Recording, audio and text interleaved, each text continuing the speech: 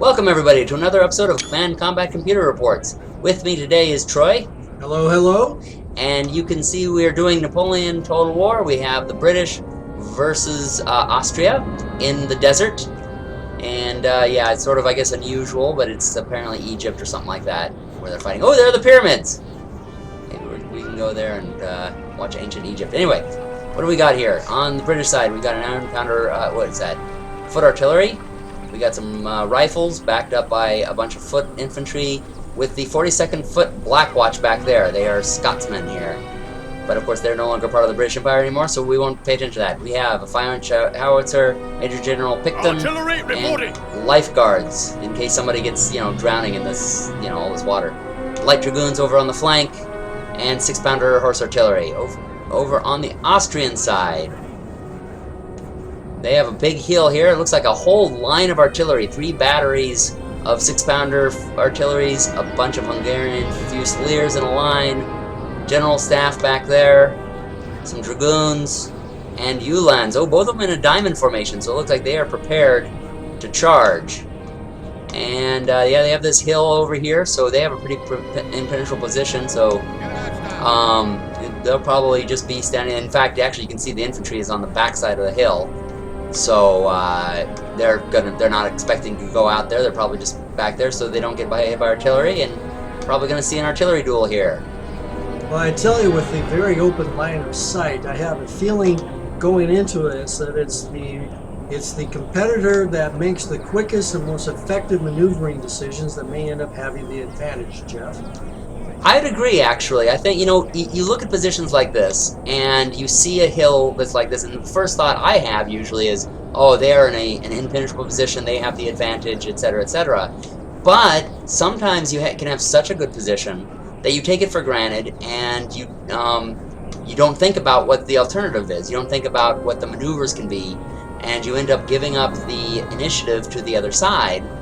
And so I would say this, and especially with the fact that Austria is not moving, and you can see Britain moving some down there, I think this is going to be one of those times where Britain takes the initiative, and it's more of a puzzle of how are they going to crack this nut.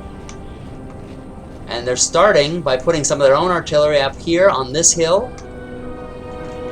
I'm not sure if they're in range, but it doesn't look like they are, because otherwise they'd be firing. They're all just standing there. Or maybe it's just wavering too much way in the distance. That's the heat waves. They are pushing their rifles forward, but that is not very much in terms of rifles, and of course their infantry is way back here. Then they're behind a hill, you can tell, because, of course, even if they're in range, the artillery can't fire at them, but it doesn't look like they are, because even the here's the 6-pounders, and their 6-pounders up there, clearly they're not in range, they're not firing at each other. Oh, so you've got sort of an L shape of their light dragoons. I'm not quite sure what the British are doing with their cavalry, because, of course, battles like this oftentimes wind up being cavalry and or artillery, because it's just too much open terrain for the infantry. Now, am I mistaken here? It seemed like the Brits had cavalry on both flanks, but now it looks like they're putting it all on this side. So maybe we're going to see a movement, you think? Yeah, I think they're getting ready to stage. At this moment, I would say they have a game plan in mind. They may be a little bit hesitant about it, given kind of the tepid way that they're approaching the staging at the moment. And we see some fire going on up here. It looks like maybe the rifles have perhaps gotten into range, although they're below that hill and they're kneeling down, so they are not going to get hit by anything. Maybe that would be actually a good thing for them to do, is to draw that fire out and maybe make the Austrian artillery use up all their ammo. And whoever's camping here is kind of screwed.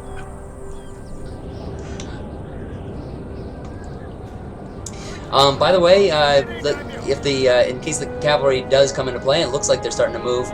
You can tell which one is light and heavy by when they have this filled in white there. That means they're heavy cav. When they have the outline ones, that means they're light. So they're coming forward. The British are coming forward with 2 lights and 1 heavy. If I'm the British right now, I'm trying to be very, very careful in monitoring how close I'm allowing my men to stray towards the Austrians. At this point, before you get into position for a good flanking or rear maneuver on the Austrians. My biggest concern, I think, at the moment would be straying into range of those cannons. I think so too. I think it's probably why they're moving slowly and not running.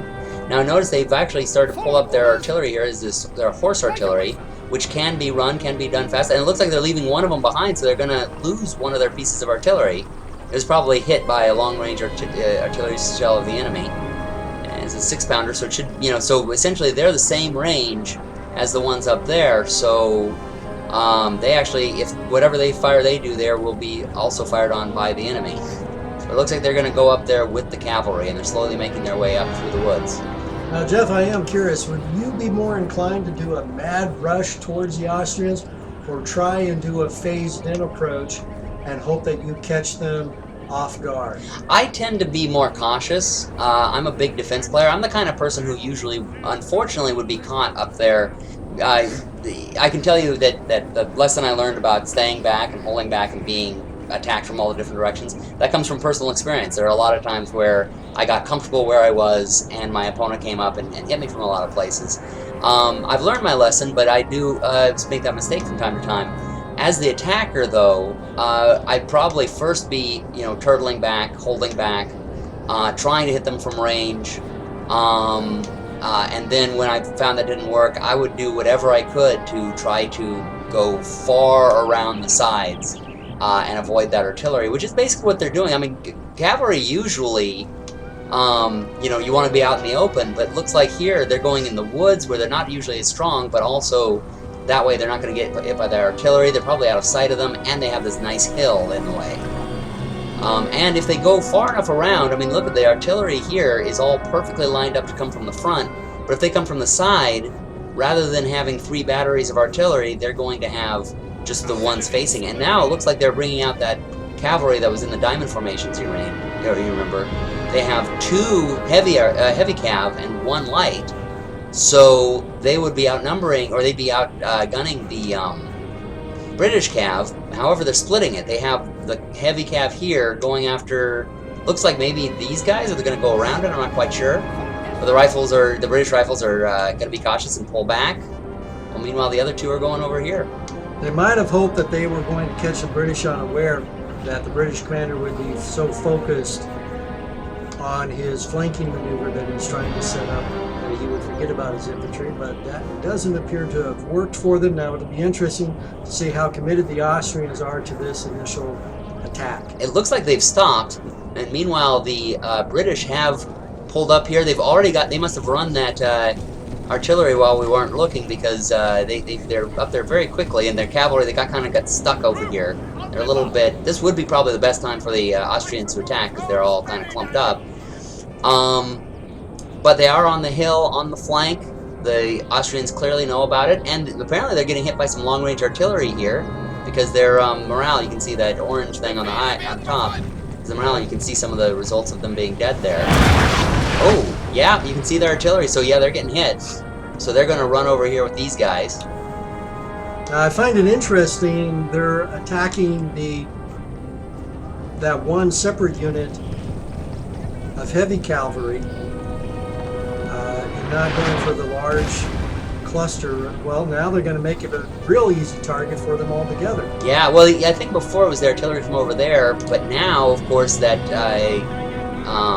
horse artillery is set up. That's the good thing about horse artillery. You can really rush it up there. And so apparently they've gotten into place, run up there very quickly, and now they are... That was a nasty hit right there. Yeah, they are getting that cavalry. The Austrians actually, in my opinion, are a little bit lucky. The British commander doesn't quite have his artillery on point.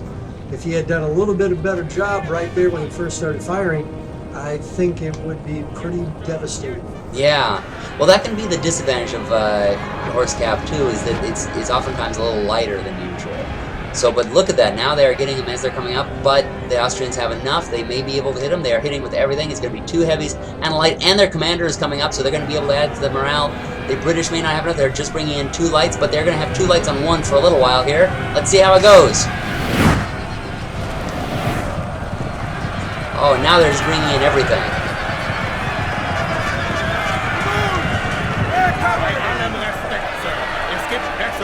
Oh, and there's, you see the stars there. that's the commander's influence. So he is keeping the morale up for the Austrians. The British morale is already going down. Why wouldn't it be? You have 2 lights against 2 heavies and a light. What else have they got? Oh, but they now have canister coming in from the artillery, and their heavies are coming in from the flank. That could be a little bit of an advantage as well. You have the Austrian commanders going around. They're Uhlans. That's a light cavalry unit. Has come out of that combat and out of the melee, and they are now coming up after the artillery, which is firing off their canister, and they scare them away. The Uhlans have been scared away, so the artillery is in place and continuing to fire. Oh, and now that one of the heavy Austrians is breaking, and the other one is really surrounded, and now you have some British that are open. Now it's the British heavies versus Austrian heavies. The Austrian heavies trying to get out of there, and the light British are coming out after the commander. Well, this is turning into an unmitigated disaster for the Austrians. Although my one critique of the British commander here is that when he brought that light cavalry up around to join the fray, I personally think I would have taken a bigger swing around and actually come at the side and really pinched the Austrians' heavy cavalry. Although look at this, his commander is now surrounded. He has nowhere to go. And it looks like they're just trying to get out of there, and they are retreating. They are done. The commander's done, and the Austrian cavalry, they still have a little bit of it there. Some artillery's coming in. I'm not sure whose artillery that is. And it looks like the end of the Austrian cavalry. They are done for. Now you still have all 3. Wow, the British still have all 3 of their cavalry commanders there. And they're going to try to do something. Oh, their artillery is still coming in. Doing a little friendly fire there. And now they're just going to go ahead and go after the Austrians there. They feel like they have enough power to do it. Well, if this light cavalry can take out the Austrians' artillery to any degree, I will call it right now and say it's pretty much all she wrote for the Austrians. That really was, because that really is their one strong point, is that majorly strong position of the artillery up there on that hill. Now the Austrians are moving to... Oh, it looks like they're starting to move their artillery. Oh, no, they just turned it towards them. Oh, and the infantry is starting to move up. And that is one problem. The cavalry just really is not going to be able to do much against the infantry, and you could see by their morale. Their morale went way down. They did not like the look of all that infantry coming at them. So they are pulling back. So let's look at the whole overall board. You can actually see it on the top right there, but essentially you got the British cavalry up there on the top right, the Austrian infantry and artillery up there on the very top. The British have some horse artillery up there, and they're starting to move their infantry up under this lip here. So it looks like they're going to go ahead and try to make a push for that, but hey, that Austrian artillery is still up there. That's going to be a really, really hard nut to crack still. I'm really questioning at this point the Austrian commander's decision to move away from the nice defensible position he started with and engage the British forces so far away from his position. Yeah, you mean with the cavalry? Yes. Yeah, you know, it's one of those things where initially the look of it looked like a good idea, but seeing where it went, you know, well, you're right, they did kind of go out, but he did have a smart decision to send out the commander with it. I think really would say, because it looked like they were going to beat the British, you know, but what really did it was that artillery canister fire can really screw you up. I think what they needed to do was what you were suggesting, swing further around and put the British cavalry between them and that artillery so that they couldn't do anything. But instead, because they were to the side, I think that canister fire was able to take them out. And that was a very nice job by the British on that canister fire. It looked for a moment there like they were going to get the worst of it, and they turned it into a rout. Yeah, that was a really, you know, oh, hey, and it looks like they are moving their horse artillery further up the flank, keeping the cavalry up there in front of them to screen their movement. We'll have to see if this works, but if it works, they've got a full enfilade on those on that Austrian, the Austrian infantry and artillery. And I also saw some of their artillery moving, the British artillery moving down further below, so... And we have, as of yet, I don't think we've seen the Austrians make any attempt to rearrange their artillery. Nope.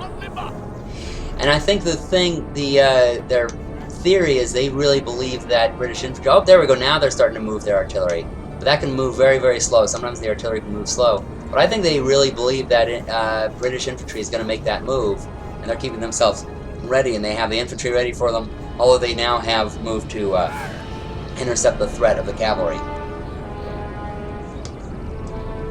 It's like I say, this is a mistake I used to oftentimes make, I would get myself comfortable in a position, set up, and be there ready. Oh, it looks like the British horse artillery is beginning to fire.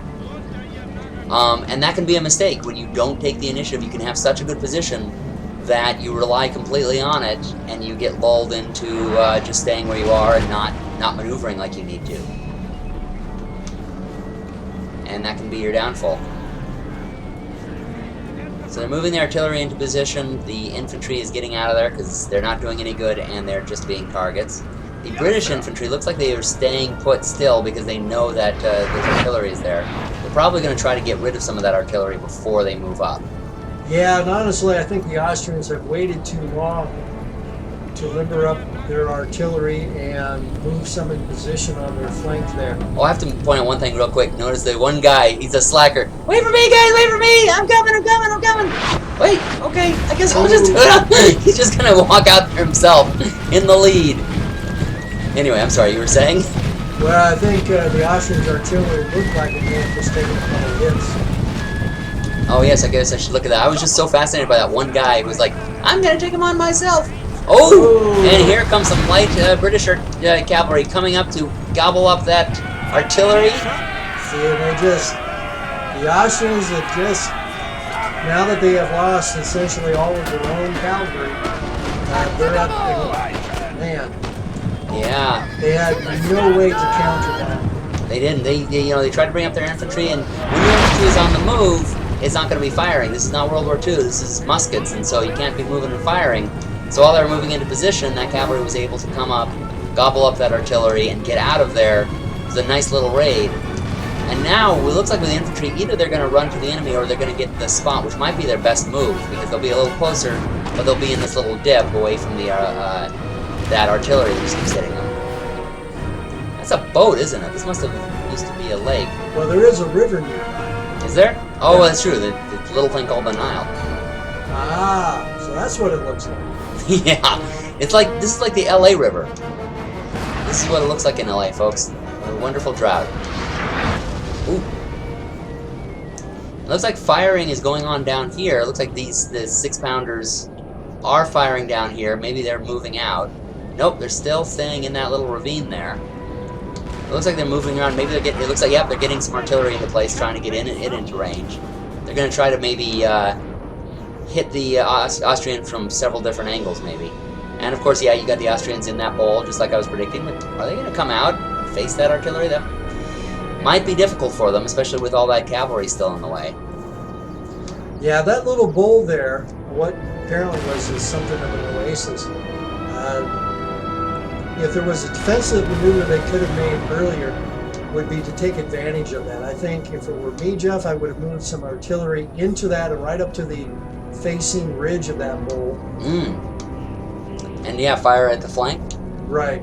Yeah, that might have been a good move. Now, actually, it looks like, because you got the horse artillery now firing on them in the ravine, but that actually might just run the British out of ammo. That might not be a good move on the British part, because of the fact that, you know, taking pot shots at a target that really isn't likely to be hit.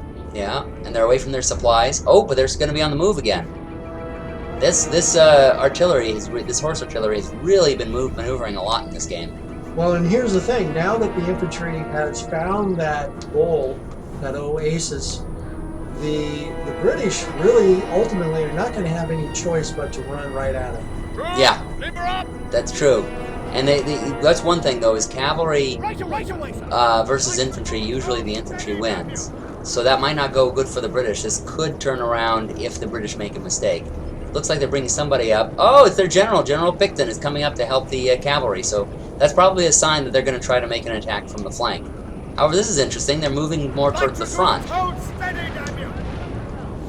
They're moving their light cavalry and their horse artillery to the front, leaving the heavy cavalry maybe in the back, maybe to make a maneuver from there. Or sometimes, this is sometimes a good move that someone will do, is they'll leave that as a threat, forcing their opponent to counter with something a little bit stronger, so as to make them have to have more there. I keep getting distracted because it's all these cannonballs are flying every which way and trying to figure out where they're coming from, who they're firing at.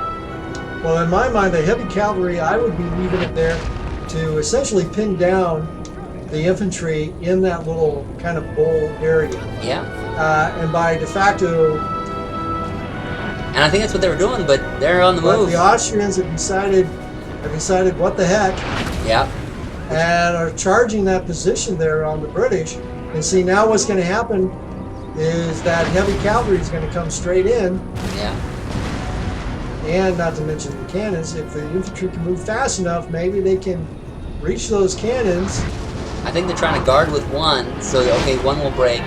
Oh, and now they're concentrating their artillery fire on and the Austrians are why are the Austrians? Oh, they're stopping the fire apparently. Oh, and because they're going to square, that's why. Okay. And that will hurt the British cavalry. And yeah, well, the cavalry is hitting one that didn't get in square is now routing, but the one who's in square has protected himself and has stopped. In fact, actually, if they scared, well, no, ooh, but here's the problem: when you're in square, artillery is just devastating to you. Yeah. So they're kind of caught between the devil and the deep blue sea here. Or oh, they're hitting horses in the butts. That's not a very good thing for the British. But at least they're shooting every direction.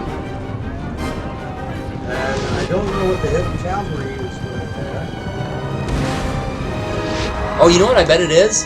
The artillery was firing that direction, and they're like, you know what? We don't want to get hit by our own fire here. Let's get out of the way. Ah, that would make perfect sense.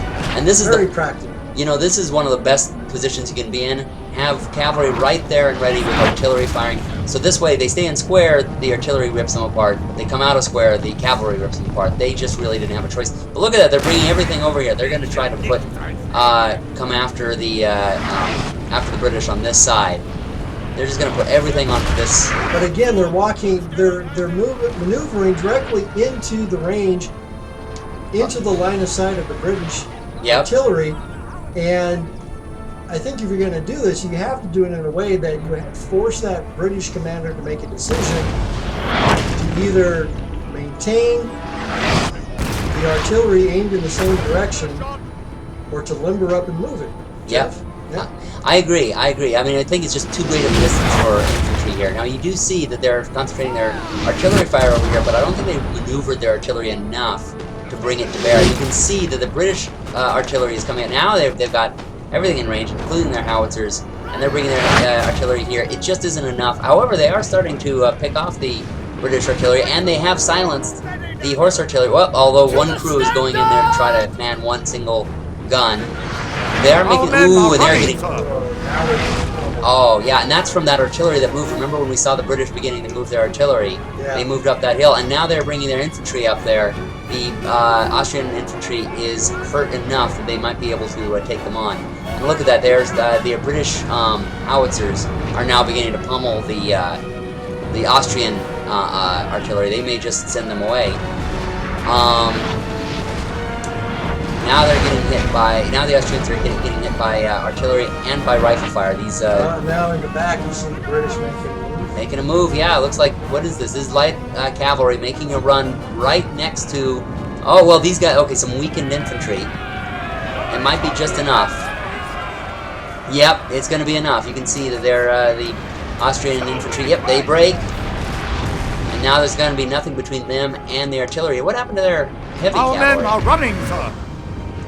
Oh, they broke too. So, okay, so those cannons are secure.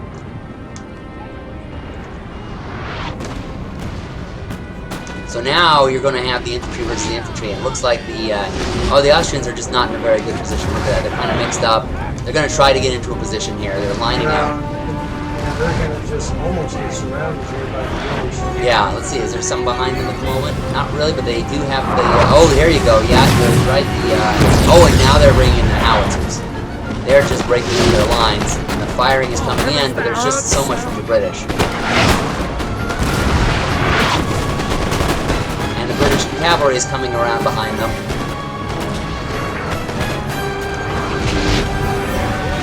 And here they come in. Oh, they're in the square just in time. Some of the British cavalrymen go in there anyway and get captured, looks like, while the rest pull back. But now that is going to be bad for the Austrians getting hit by artillery. Oh, but they've learned... oh, there we go. They're staying in square and they're getting hit by that artillery. That is just the worst position to be in when you have to choose between cavalry and artillery, because either way, you're just going to get hit. And now it looks like Major General Picton is just going to go in there too. Oh, no, he's going to just go right past them. Our general is under attack. Oh, that scared the Ottomans enough. I guess Picton is that ugly. Scared them away.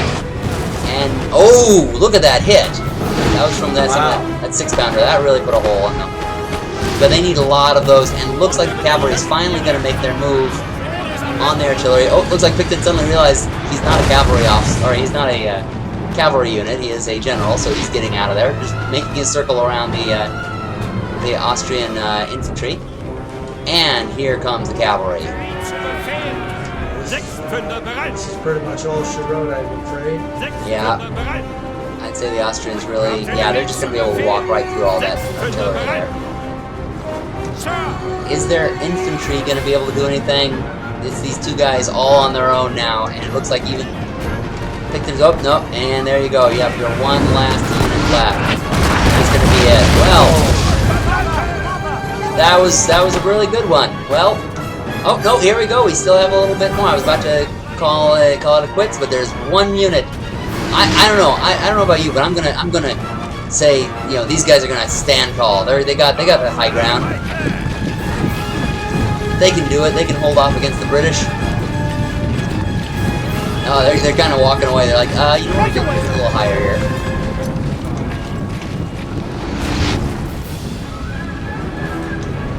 Alright, well, I guess this is the last time. We'll watch Big Hill as we kind of draw out a bit here.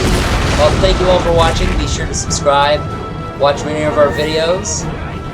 We've been doing a lot of Total War lately, and from me and Troy up here, thanks for watching, and happy gaming, everybody.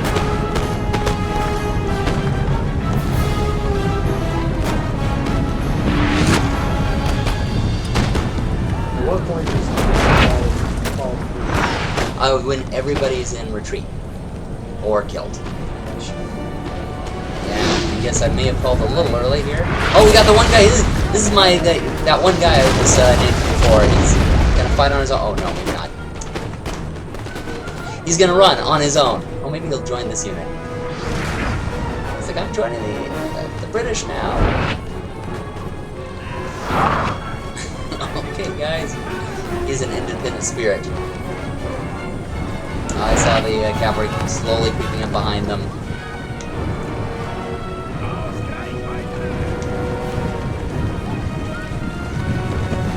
Now I'll get a good long shot here. Long shot where you can see the pyramids. Where are these cavalry going? Glorious victory, sir, is soon to be yours. Gee, you think? Ooh, did you see that hit? Oh, right down the middle. Strike!